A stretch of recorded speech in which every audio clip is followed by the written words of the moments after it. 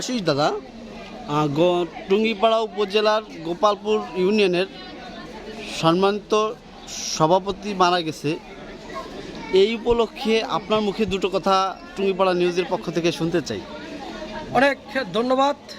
আসলে মহান সৃষ্টিকর্তার নামে আমি সর্বপ্রথম শুরু করতে চাই।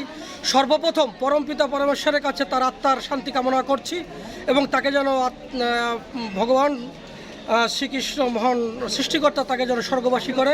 আসলে বাবু মলন্দ বিশ্বাস স্বর্গ হয়ে গেছেন, এখন কিছুক্ষণ আগেও সে আমাদের মাঝে ছিল।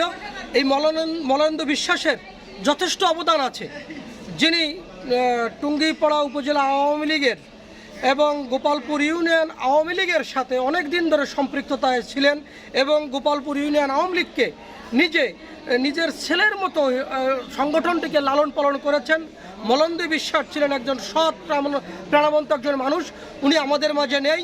আমরা টুঙ্গিপাড়া উপজেলা পুজোজ্জীবন পরিষদ বাংলাদেশ সনাতন কল্যাণ জোট গোপালগঞ্জ জেলা শাখার পক্ষ থেকে তার আত্মার শান্তি কামনা করছি এবং ওনার মতন একজন যোগ্য নেতৃত্ব আমাদের গোপালপুরে খুবই কম ছিল এবং